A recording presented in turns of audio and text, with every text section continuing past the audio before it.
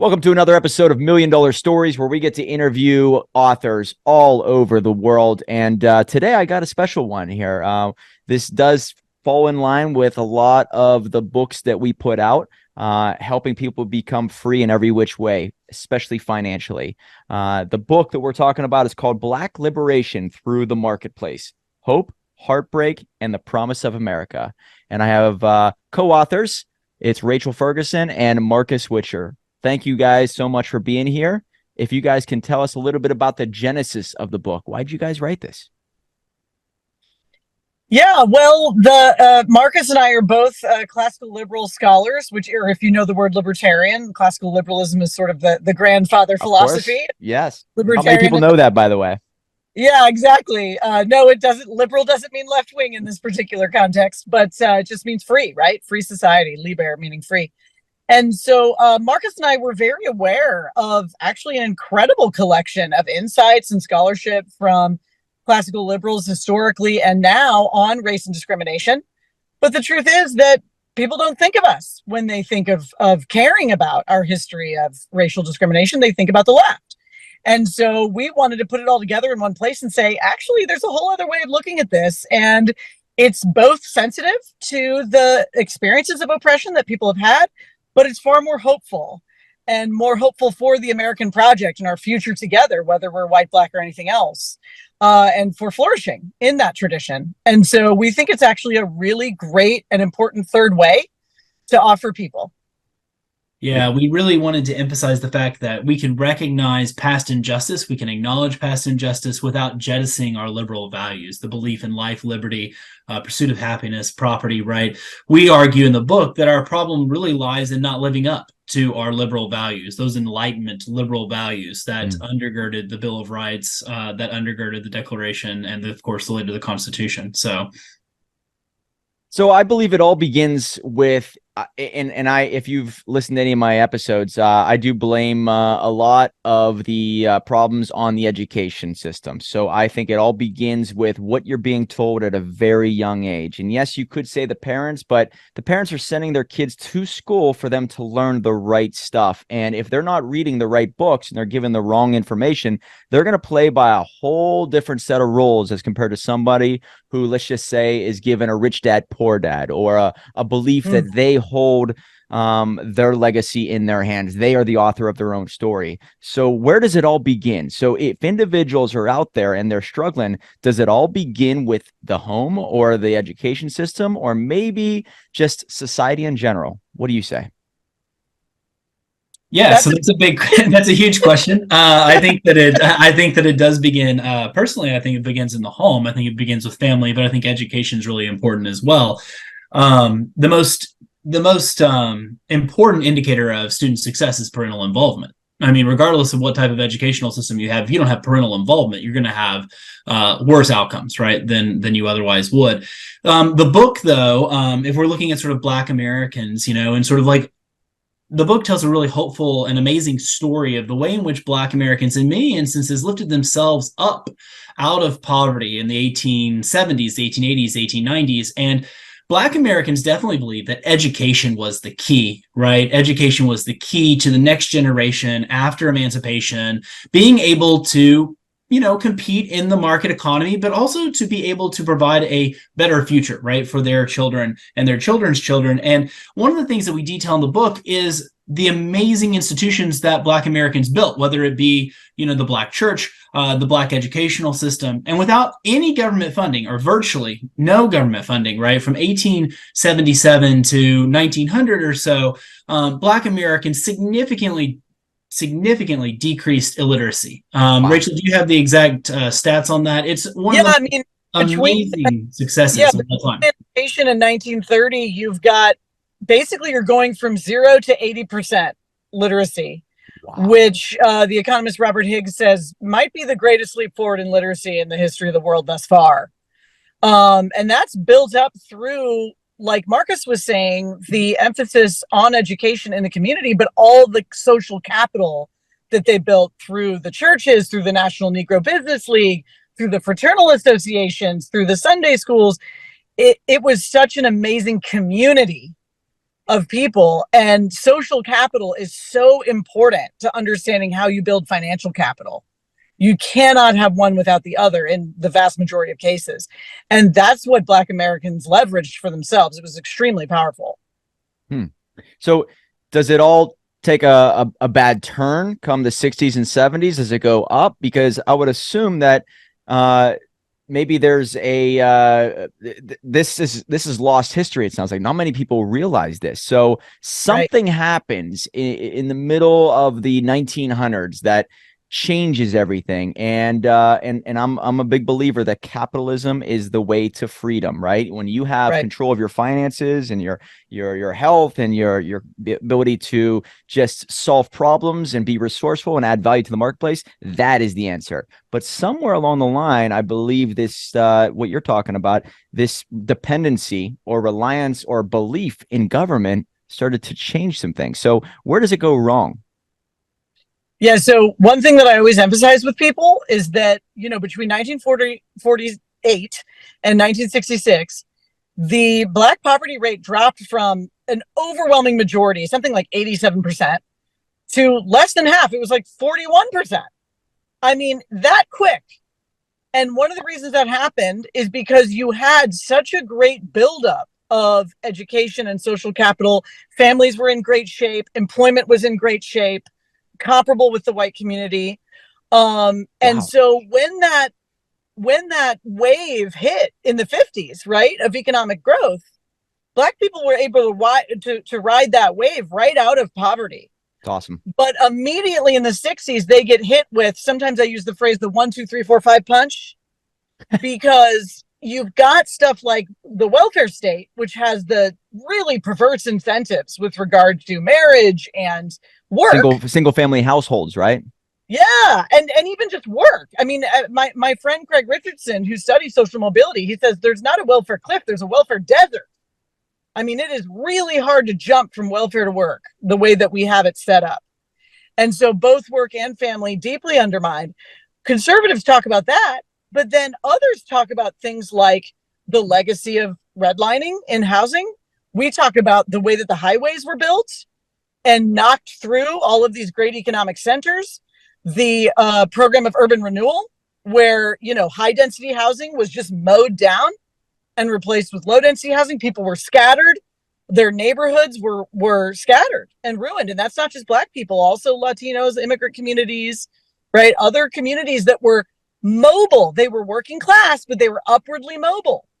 And what we did is we undermined the progress that they were making by undermining all of that social capital with all of those different programs, not just welfare, right? But those other things as well, which were big federal programs spending millions and hundreds of millions of dollars to socially engineer people from above, right? So this wasn't a spontaneous order, so to speak, right?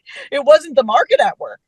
It was the federal government at work thinking they knew best how to move us around like little chess pieces on a board. And sure enough, all of that progress really was rolled back. I shouldn't say all, right? But much of it was rolled back in a way that was very damaging to the Black community. Now, I always want to say 80% of Black people are not poor, right? We have a lot, the majority of Black people are middle class. We have a lot of progress that has been made.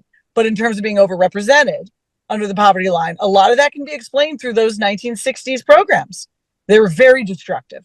Yeah, and that's one of the things we try to emphasize to our friends on the left, you know, is that a lot of the worst and the most pervasive segregation that existed in the United States is a product of, as Rachel said, right, the highway systems running through really opulent Black communities, explicitly by local planners. They run them through these areas. There were other alternatives. They ran them through these areas purposefully, oftentimes racially motivated. But it's not just the highways. It's also, if you take a look at sort of the New Deal, if you go back even earlier, right, you look at sort of the Federal Housing Association, right, you look at sort of redlining, other things like that. This is systematic. And if you look at the FHA manual, they explicitly said their goal was to create homogenous neighborhoods. And if you read between the lines, which you don't really have to if you go back to the 1938 manual, it says explicitly what that is. And that is they want to encourage white home ownership, right? And white communities. And so places like Oakland that were not segregated by Jim Crow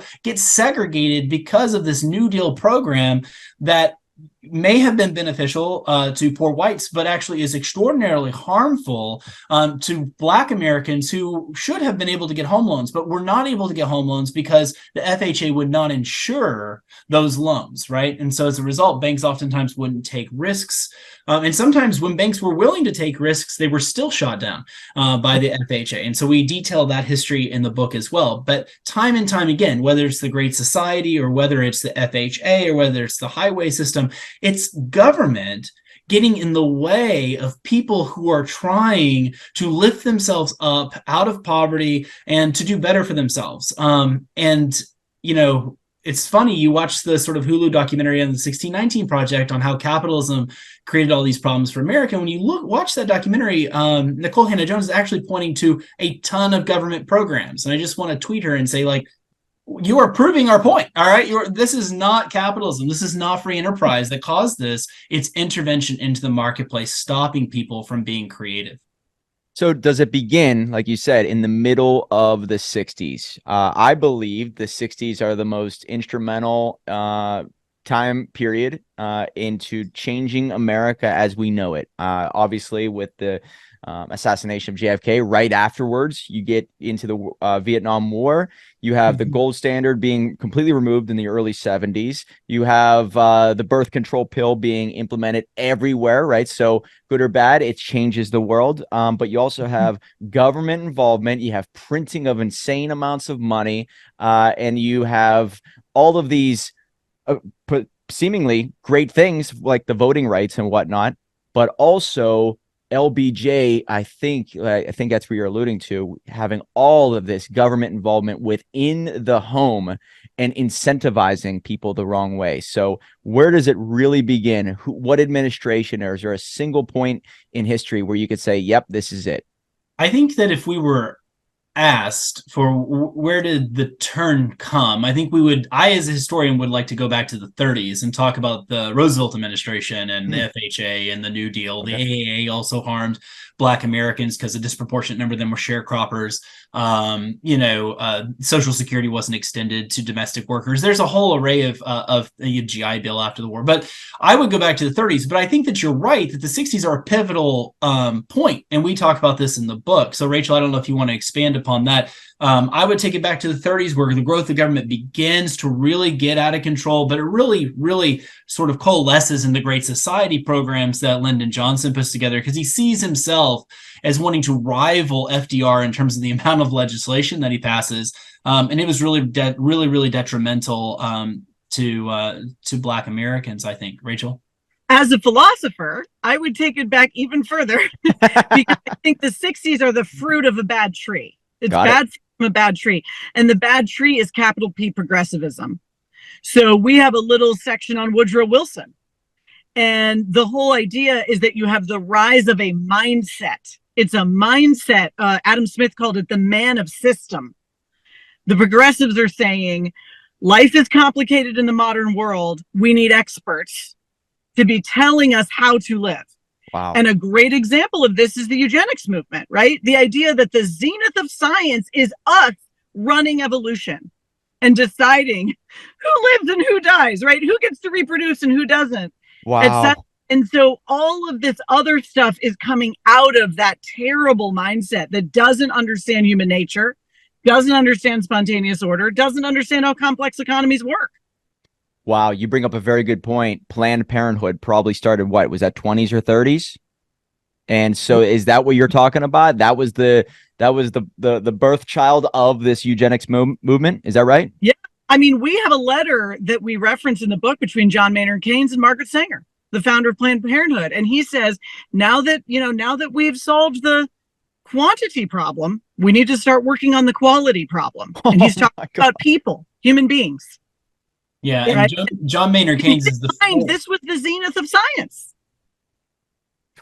Yeah. Sorry, Rachel, I didn't mean to interrupt you there. John Maynard Keynes is, of course, the father of Keynesian economics, right? The general theory of money and value, whatever. Sort of very much, sort of this type of interventionist idea in terms of the economy, right? Government needs to come in and intervene. But what Rachel's talking about, is in the around 1900 or so, like if you went to college, scientific racism was dominant in the United States. If you look at the founding of the sort of American Economic Association, right, many of the founders of that are eugenicists. And the minimum wage, right, Rachel, has this sort of eugenicist sort of origin that you can expand upon. Yeah, no, I mean, Kellogg, a lot of these major thinkers, there were people on presidential cabinets, all over the developing world. People were interested in eugenics. And one of the ways they were going to do it is by disemploying non-white male heads of household, or people, anyone who wasn't a male head of household, right? A non-white, disabled, any other group. And the way we were going to disemploy them is by requiring such a high minimum wage that no one would hire them. And that was, I'm saying explicit. We're not reading between the lines. They came right out and said it in famous economic textbooks. Yeah. And what year is this? I've got to remember early the exact 20s, name. right? Early that is interesting. I've never heard that. That is unbelievable. I got to look that up. That's fascinating. It's nuts. And the book you may want to look at besides ours is Illiberal Reformers by Thomas C. Leonard, where he goes through all of this. And we depend on him heavily in that section. And our point in bringing up eugenics and the minimum wage, right? And the way that people were forcefully sterilized and all of these just terribly illiberal ideas is that it's all from this same mindset. The experts know best, and they can decide how society is going to turn out and come up with policies to determine a certain social outcome. And when you have thinkers, wonderful classical liberal thinkers like F.A. Hayek, right, Friedrich Hayek, what is he saying? He's saying, and this is his point about social justice, you can't do that. You can't figure out how to make a certain social outcome happen in a highly complex, pluralistic society. That's not how it works. Individuals, families, and small groups make plans. And then there is a spontaneous order because you have a good infrastructure of law. And then you get whatever outcome you get. And you can't actually control that. Right. And it's like really important to see that. And luckily, you usually get really good outcomes because people actually know how to run their own lives. They actually know. They have local knowledge. They know their families. They know their neighborhoods. They know their skills. They know what to produce, et cetera, et cetera. The entrepreneur can see the gap in the market. Trust them. Give them the freedom to do it, and you will get an amazing flourishing economy. But try and control it, and you'll undermine yourself. And that's the ultimate sort of classical liberal vision. So you touched on welfare and how difficult it is to escape that world. I worked in a swimming pool business. And at the end of the year, that obviously it's the winter time and there's no work. So people go on unemployment. And I saw how difficult it was for people to escape that cycle simply because and that's unemployment, which is actually paid by the employer, not the government. But then I started doing research on welfare and I realized there are certain things you can and can't do when you're on welfare. And that means you can't start your own business. The moment you start to say you're out there trying to make your life better, you could get removed from that welfare, which keeps people on that payroll, if you will. And one thing that really shocked me whenever I was dead broke starting a business was I got hit with the Obama, the healthcare. I didn't have money to afford healthcare when I was first starting out, I believe 2011. And I was as an entrepreneur, as what was the individual mandate, I think that's what it was.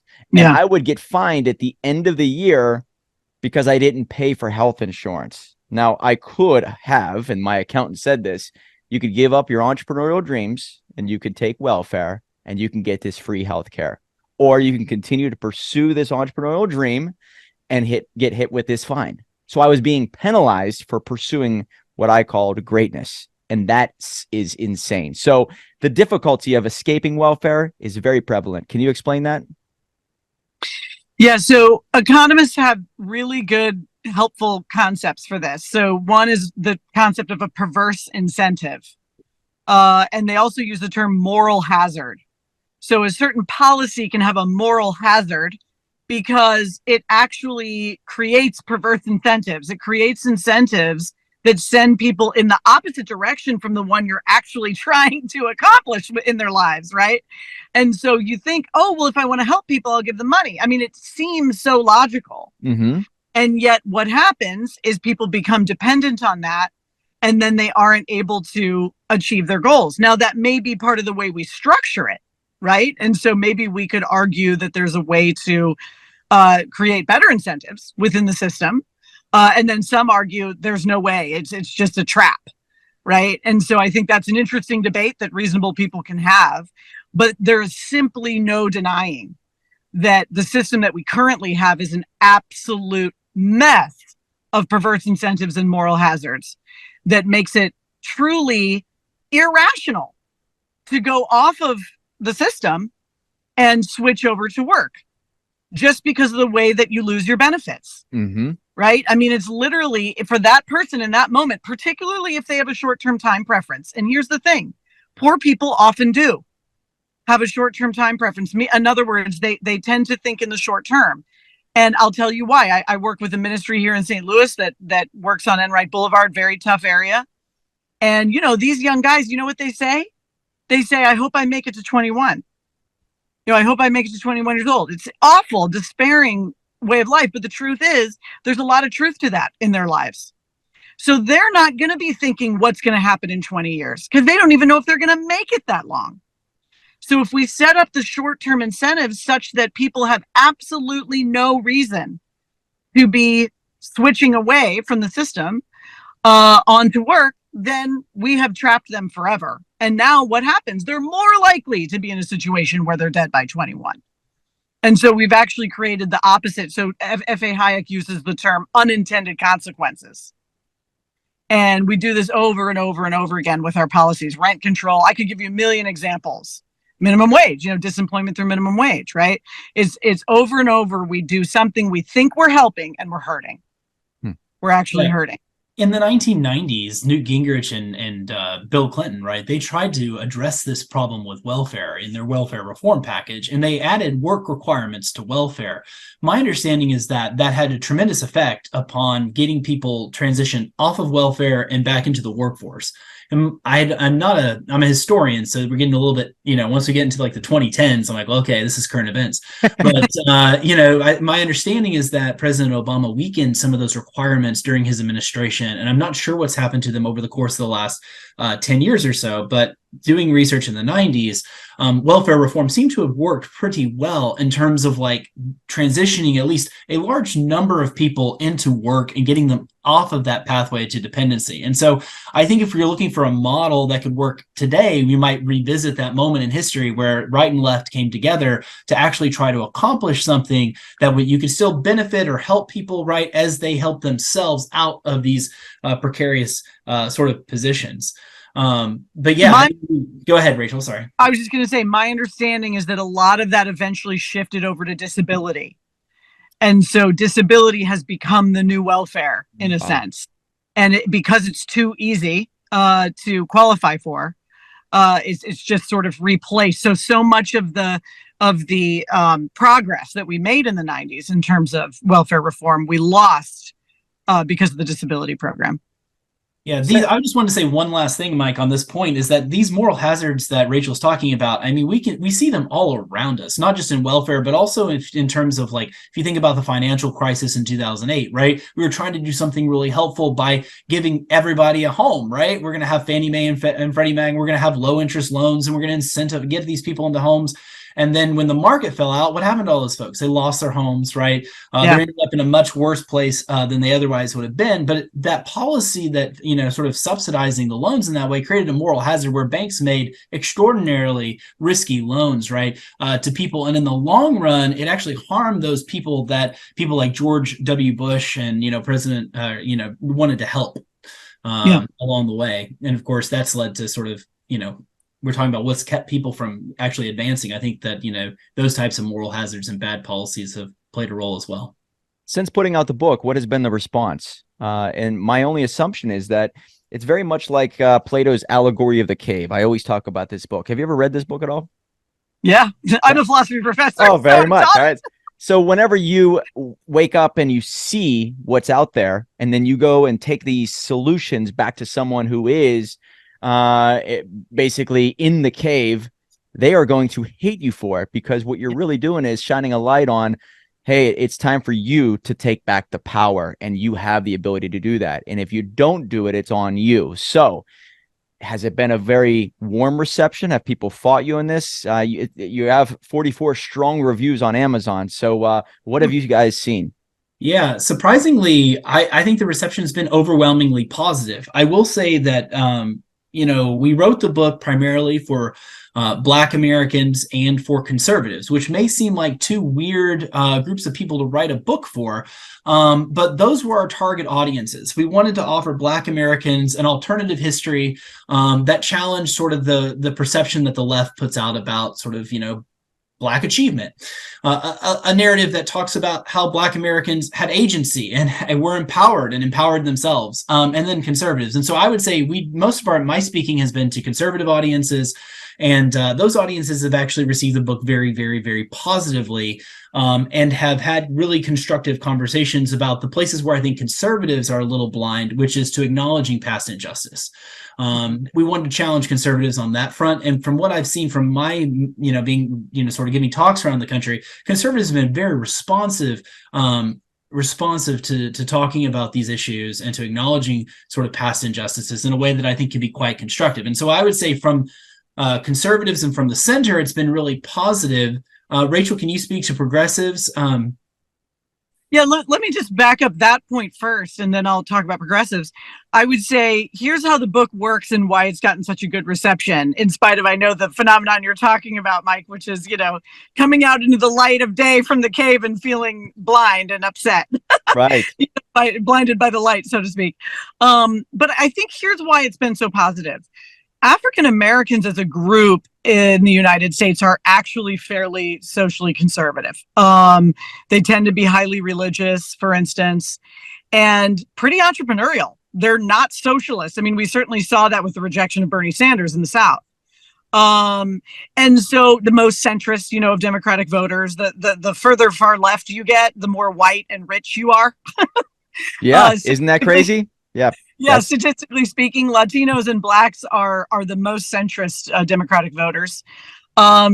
Anyway, and so I think what was nice for them is to actually see, hey, I actually believe in all this stuff: private property rights, contract rights, equal protection of the rule of law, pro-constitutionalism, Martin Luther King Jr. You know what I mean? Like, these are actually my values. I'm not on the far left. I'm not part of the squad. But this is the first book that affirms those things and also tells the truth about our history and the nasty violations of those things that were done specifically to Black Americans. And so we really spend a lot of time telling the truth, the ugly truth of, convict leasing program and lynchings and massacres and so forth, because we want to show, here's what happens when you don't have the equal protection of the rule of law. Here's what happens when you violate people's private property rights. This is why this stuff is sacred, right? And so they're feeling good because their history is being affirmed, and so are their values. Then flip it to conservatives, a lot of white conservatives, and they're feeling good because they're being asked to talk about this difficult history, but not in a way that's asking them to jettison everything they know about the goodness of the Constitution, the goodness of the American project, and the goodness of free markets. And so they're like, hey, wait a second. I can actually talk very intelligently and graciously about this terrible history of oppression without giving up any of the things that I know and value about our way of life here in the United States. And so I think that's part of the reason we've gotten such a good response, is because nobody was really putting those two things together before. And so I think that's valuable. Progressives, I have to tell you, I've convinced some people on a few things. I've been amazed, nice. Minimum wage here and there, a couple of aha moments. But I feel that progressives are sort of addicted to central planning. And so there's this mindset, it goes back to that man of system, chess piece mindset, where they just think that there's some mixture of policies that's going to be like a button we can push. and we're going to solve our problems, because it's always top down in their minds. And so it's almost like breaking people of an addiction. They have to flip over to that spontaneous order mindset. And that's a big transition. It's almost a paradigm shift. Man, that's a great way to put it. We've worked with many people when it comes to their books. And when I think of my conservative clients that were Black, I look at them and they all agree that, you know, the government caused a lot of problems. And I look at some of the people who are on the left that were my clients, and they were Black, and they what they said is, if the government was the problem. Both of these groups of people believe it. The difference is who has the solution. And the people on the left always said, well, the government has caused the problem, but they have the solution. Like you said, it's a top-down philosophy. But the conservatives believe, well, they caused the problem, therefore they don't have the solution. Let me take life, back my life, and take control, and maybe create multiple revenue streams, break these patterns, read these books, go to these seminars, get around these people. And I see a very big difference in where they go from there. So I did notice, and maybe you're touching on this too, 2020, things changed, maybe 2016 even, you could say. I believe it's starting to shift. Are you noticing the same thing? There is a liberation that's happening mentally more so now than ever before. Yeah, so I did write an article. You can read it on my blog, rachelfergusononline.com, on racial shifts in voting. There's a tendency among minority groups to vote together, to vote as a group. And you can understand that in a way, because there's a sense of, we're so small anyway. If we get split up, we'll have no voice at all. And that's called linked fate. And so it's hard for people to break away in a different way than it would be for the majority group that's just like, oh, this is just my individual opinion, you know? And so it takes a lot to get to the point where a subgroup within a minority will break off and vote differently. But we have actually seen one of the most significant shifts in the Black male vote that happened in 2020. I think it was something like 4%, but that's huge in that community. Yeah. Huge. And then the Latino community, it was 10%. So Latino is now at 60-40, which is a much more healthy kind of, you know, conversation going on within that community. And I think as time goes on, there's more of a sense of, you know, the Democrats say a lot to us and they talk about us, but what have they really done for us? Yeah, that's what I'm saying. But I do want to say to the Republicans, because, you know, as a classical liberal, I'm not a party person at all, and neither is Marcus. I really want to come down on the Republicans here and say, hey guys, you could do a heck of a lot better of a job of reaching out to these communities without just crapping on them all the time, frankly. And you can see this. I hope I'm not offending anyone when I say this, but, you know, there's been a big dust up with Candace Owens in the last week. And the truth is that a lot of Black conservatives have been talking about this with her and figures like her for years, which is, it's great to be a conservative, but don't just tell us what's wrong with us. Tell us what we have as a legacy in Black America that we can draw upon to succeed, right? And so it's not just about look at your communities and how broken they are. It's, hey, look at your tradition. You actually have Black church. You have the National Negro Business League. You have Fraternal Society, right? You have this whole history and legacy of great stuff. Let's get back to that and really succeed and move up. And instead, you hear so much negativity, I think, from the right towards these minority groups that you end up, you know, it's not very attractive. And so I think that as we see those shifts, we need to lean into that and start having a much better kind of language and tone towards these groups. And the you know, number one way you can do that is by reading our book. Here you go. We will help you. That's a good plug, Rachel. Yeah, I just want to say briefly, Mike, that, like, you know, Black voters have been aware that national Democratic candidates say one thing on the campaign trail and do another thing once they're in office since at least the 1976 election. I'm writing a book right now about Jimmy Carter's Southern strategy and the ways in which he tried to appeal to Black voters, and they're very aware of this. And I think the reality is they just never really have seen the Republican Party as an alternative, at least since sort of the 1970s, late 1960s, early 1970s, with sort of the law and order rhetoric, Nixon and others. And so we've seen attempts by people like Jack Kemp in the 1990s to really try and go after Black voters and appeal to them. But I think Black voters are open. I think they're there for the taking if the Republican Party can do a good job, as Rachel said, right, of appealing to them and sort of reaching out to them and recognizing that there are these common values that Black Americans and conservatives have. They just need to be emphasized more. So what would be your solution? I'm sure it's in the book, but is it a much greater push for entrepreneurship or self-reliance or financial independence or stronger community? Like you said, I mean, relying on the community rather than government, that to me is a very healthy approach. So what do you propose as the next step? If someone's listening to this right now, what is the solution? Yeah, so I, Rachel will have her response, and she'll talk about community here in just a moment. But I'm a huge proponent of educational freedom. I think that you have got to call your congressman, you have got your state congressman, your state senator, and you have got to fight for school choice in your state. Yeah. You have Amen. got to break out of people being sent to schools based upon their zip codes. That is the legacy of the highway system. That is the legacy of zoning. That's the legacy of discrimination. And so we've got to empower parents, Black, white, Latino, to be able to take their kids to schools, the schools that they want to take their kids to. And so I think educational freedom is extraordinarily important. To get back to your first question, right? Education is so important. And so many minority kids are trapped in failing schools. And the Democratic Party just continues to double down on more spending. No, we have a broken system, right? And incorporating vouchers will encourage people. It will basically create incentives, right, for schools to respond to parents and their needs and their desires. And it should lead to more choices of education and better, right, schools as well. So hopefully, so for me, it's all about educational freedom. I think that's a really important issue, as Glenn Youngkin, I think, has shown in Virginia, right? It crosses across sort of ethnic and racial lines. And it's really empowering. And as we said, families and education, if we want to build the foundation for the future. Yeah. We also talk in the book about economic freedom, and it can be things as simple as removing barriers, this occupational licensing reform, no, you don't need to have a high school diploma to be a barber. You don't need to have some kind of special training to put flowers together. I mean, come on, this is just established businesses trying to keep newcomers out.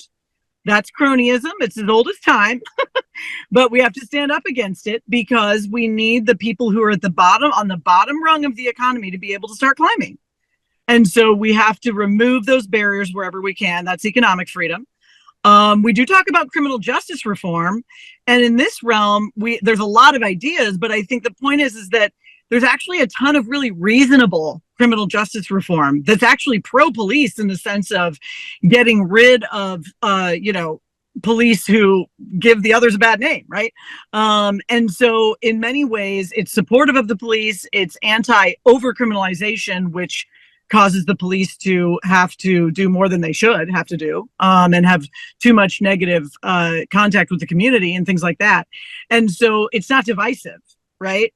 And what we saw is that actually a lot of conservative states, Oklahoma, Georgia, Texas, Kansas, they were doing the most interesting stuff in the area of criminal justice reform. They were reducing their prison population, etc. And then here comes this crazy rhetoric from the left, prison abolition and all, it's like, come on, you guys, nobody in a tough community wants that, right? Nobody in a tough community wants fewer police. That's ridiculous.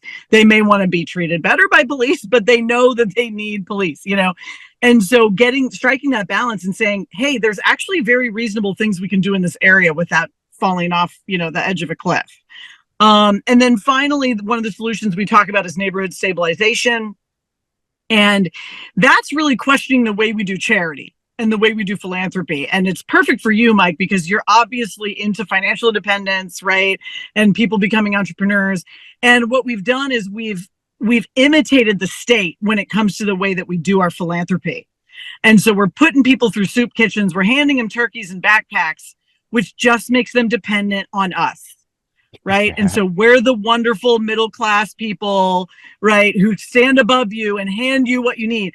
And instead, we're not empowering them. And so when you look at neighborhood stabilization, it's much more holistic. It's about surrounding people, knowing them personally, being with them, walking through life with them so that they can become independent and actually emerge from poverty, right? And so we have to criticize not just the government, but ourselves when it comes to the way that we handle poverty alleviation. Yeah, can I say one more thing, Mike? Yeah, Sorry absolutely. to cut you off. Sure. The other thing that like I've become extraordinarily passionate about over the last 9 months since we finished the book is zoning reform. And this has to be done at the local level, right? But we have to build more high density housing. We have to make it easier for people to build housing, right? So I talk to so many people in cities and they're like, I can't afford a home, etc. I have no doubt that if you ease the zoning regulations, right, entrepreneurs would pour into these places and build homes and apartments and condos, etc. But the reality is that NIMBYs, not in my backyard, right? People who own homes like myself, right? They're worried about their home value, so they go to their local, like, city council, and they basically shut down new projects by sort of lobbying their local, city council to not approve apartment complexes and other things like that. And we have a housing crisis across the country. It hasn't reached the South quite yet, but as more and more people move into places like Texas, it will come to the South as well. And the only way to combat that is on the sort of local level, once again, by pushing back against these progressive era zoning laws that really restrict entrepreneurs from building housing that allows families, right, to have a place to live and to ultimately become upwardly mobile. Yeah, amen to that too. Excellent. You brought up school choice. I believe the government should stay far away from the school system. And I've been to some schools where they're given certain books, and I've been to the wealthiest households with they're being homeschooled and they're given a certain book or a certain set of information, and it is 180 degrees difference. And that is very, very alarming because what they're given in school is not good for them, the way I look at it. And I'm a big Dr. Jordan Peterson fan. You guys, are you a fan of his stuff? Yeah, I like Jordan Peterson. He always says that if you want to become dangerous, you have to learn to read and write. And writing is the deepest level of thought. So I think there should be such a heavy focus on that. It's not what to think, it's how to think. And writing does that. And whenever it comes to last two questions, when it comes to literacy, I believe it's dropping like crazy, especially in certain communities. Are you noticing anything like that? Now, you said you're more of a historian, so it might be more of a current event affair, but is that common? I've seen in Georgia, I think there's, whenever you have Bush getting with the no child left behind, yeah. right? It sounds very good, right? But the moment that happens, there's no incentive to learn to read and write and become better and progress with your skills. So I see all of that. Are you noticing anything along those lines? Well, yeah, I mean, as a historian, right, you're absolutely right. But as an educator, I can speak anecdotally about what I've seen in the classroom. And I love my students. My students are great. But I do think that the writing has declined over the course of the 10 years that I've been teaching at the college level. And I just don't think they're coming in prepared. And I think it's gotten a lot worse since 2020, obviously shutting down schools during the pandemic. I know there was, we have a long conversation about what we knew at the time and what the proper policy positions were. But what we ultimately did, where we closed down schools, we deprived, 2 or 3 years worth of students of the skills necessary to perform at the college level. And so we've had to do a lot of hard work, or at least that's what I've seen over the course of the last 3 or 4 years, to try and get those students to where they need to be in terms of writing. And so just anecdotally, I 100% agree with that. I imagine, based upon my conversations with older colleagues, that it's a much longer trend, as you said, since sort of the George W. Bush years or even before. So we always ask this when it comes to our guests, the one question outside of your own book, is there a book that you recommend to our listeners, or maybe a book that changed your life or put you on this path that you're on right now? Well, one of the things we do in our book is recommend a lot of books. Oh, good. Okay. Good deal. No, I mean, truly. And we're admitting in our book that we're drawing heavily upon other scholars. So if you're interested, for instance, in some of this housing history, there's the Richard Rothstein book, The Color of Law, has become an almost classic. Marcus's work, point about zoning. There's Nolan Gray's Arbitrary Lines, right? The one, illiberal reformers, right? Yeah, I wrote that down. Liberal reformers. Got it. Right. And so really in each chapter, we're talking about, major works that may be interesting to you, depending on what part of the history you really like to get into. I mean, if you want to go all the way back in Black history and look at, post-emancipation, post-Reconstruction prior to 1910, there's a really great book called Competition and Coercion by the amazing libertarian author, Robert Higgs. He gets down into the data and he shows all of this ways that, the freedom of movement allowed Black people to pit their employers against each other and raise their sharecropping percentages and things like that, even at a time when they didn't have a lot of other rights, but they did have the right to move. They did have the right to leave. And that meant a lot, and so the whole book is just full of other book recommendations that I'd point you to. If I could recommend your listeners read one thing today, you can read it over coffee. It can take you 15, 20 minutes, maybe a little bit more, maybe 30 minutes during your sort of coffee break or lunch break. I highly recommend F.A. Hayek's The Use of Knowledge in Society. It's the most important, I think, it's the most important critique of central planning in the 20th century. I mean, it's a product of a long history of debates, but it's a very short piece. And what it gets at is sort of the idea that the central planners don't have the necessary knowledge to make these types of decisions. And that's why they fail. It's not that they have bad intentions. It's that they don't have the knowledge necessary to actually be able to solve these types of problems. So I would recommend The Use of Knowledge in Society. It's a very short article. You can find a PDF of it online. And then a book that changed my life was Capitalism and Freedom by Milton Friedman. Friedman and Hayek continue to be incredible economists. Yeah. Where is his knowledge out in society nowadays, man? Milton Friedman. Wow. Yes. So I highly recommend that. The young people don't know his name. They don't know his name. Whenever I saw him do a speech about what actually is inflation, I'm like, if that's inflation, what the heck? Why are they keep printing money? Right? He's the only one that put inflation in simple terms. It's Too like much. A drink of alcohol, I think is the way he put it. Yeah, and it feels great for a day or a couple hours, but the next day you have the hangover, and that's where the pain sets in. And that to me was the greatest definition of inflation and printing money. Phenomenal. Great recommendation there, Marcus. I'll jump in with one last one, Mike, if you're interested in neighborhood stabilization, and this is a little self-promoting too, but the organization I work with in St. Louis is run by an incredible guy named Lucas Rugley, and he just wrote a book called When the Sirens Stop, all about his experiences moving into a really rough neighborhood and working with his neighbors and seeing the transformations that occurred. It's very, very inspiring. And it'll give you a sense of that kind of holistic sort of philanthropy that we need to move over to. Awesome. Best way to get a hold of you guys is social media. Do you have a website you recommend?